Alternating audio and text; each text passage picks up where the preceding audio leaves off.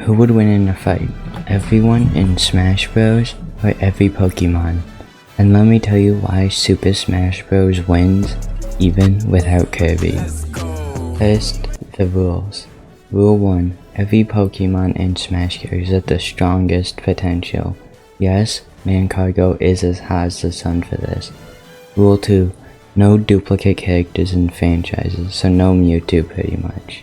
Okay, first we need to identify who's the strongest on both sides. First, let's start with the Pokemon.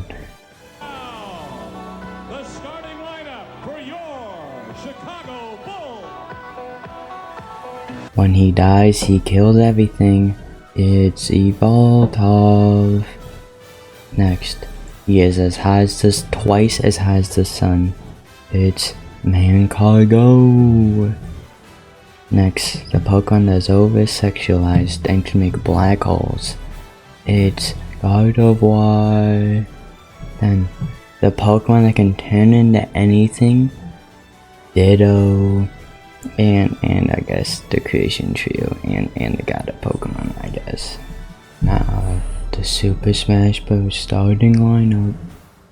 First, grants him infinite speed. He can move infinitely fast. I don't even know how to quantify that, because I mean, it's infinite. At his very, very best, Sonic is infinitely fast. it's Sonic. The next person might be British. His win, he became the god of everything. That's right, after Shulk defeated Zanza, a god who created the Monado, Shulk creates a new Monado called the True Monado, which is the ultimate sword that decides the fate of everything. So if Shulk wanted, he could destroy a universe or create a new one, all at the touch of his fingertips. The next person is the God of Light. Can. She has Power Thief, which temporarily steals the power of her enemy for her own use. Black Hole Creation, which creates a black hole. Death Manipulation, an ability to give her angels the power to instantly kill anything they touch. Transmutation, a power that transforms her enemies into plants. Palutena. And then, she can alter reality at a multiversal scale. Let's give it up for Rosalina. And finally, the one that you thought would carry the most, Kirby. Okay, let's go take a look at the Smash team's bench. First, you have Sephiroth, who killed Galeem in one hit. Shit, we might have to move him up. Galeem killed everyone but Kirby. But we really don't know how to rank Galeem, so we just put him here. Next, Bayonetta. She can apparently move at light speeds and also can summon in the Satan pretty much. Next is Ness, who has instant death magic and can make shields to black gods. And it's Byleth, most hated character, who can cut through a dimension. And you might be thinking, why is Samus here? Called the Cannon Power Creep Samus, mean for matchups I've already done. Well, firstly, she slaps the shit out of Doomslayer. Still, it's a much easier GG. I'm confident that Samus would also slap the shit out of the Dragon Ball universe now. The lowballed speed I use for her should reasonably be increasing per game, per amp. And it was already quadrillions of times the speed of light without applying all the amps. So yeah, GG.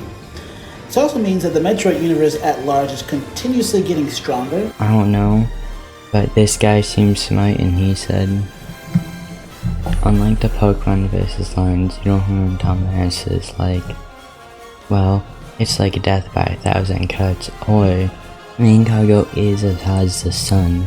How can lions hit ghost Pokemon? But this is a lot better question. So let's get back over to the Pokemon. Oh my god, okay. So the main one, I think, is Ditto, who can turn into if he turns into one of the starting lineups, it just might be maps for the whole game. But there is two types of Pokemon. There are gods, and then there's cheesy ones like Mancargo, who in his deck says that he is twice as high as the sun.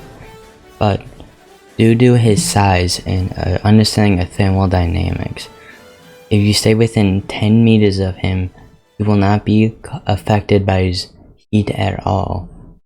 But as we established, most cheese won't work because there's just so many god Pokemon, and the cheese mainly works against some dumb lions.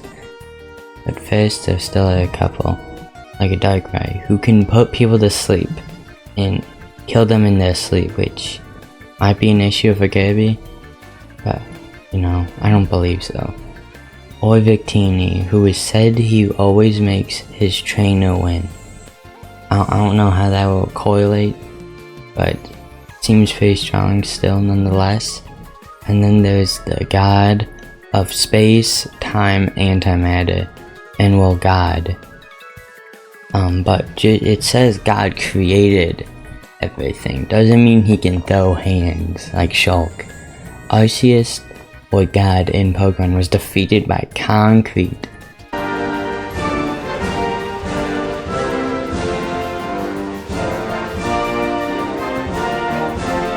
So, with that, does that mean any of the other creation trio can even throw hands with any of the Smash gods? And finally, the most important cheese is Evoltov, who is said when he dies, he sucks up all life force and goes back into his cocoon. Can anyone survive Evoltov's bird death? I think so, and his name is Kirby.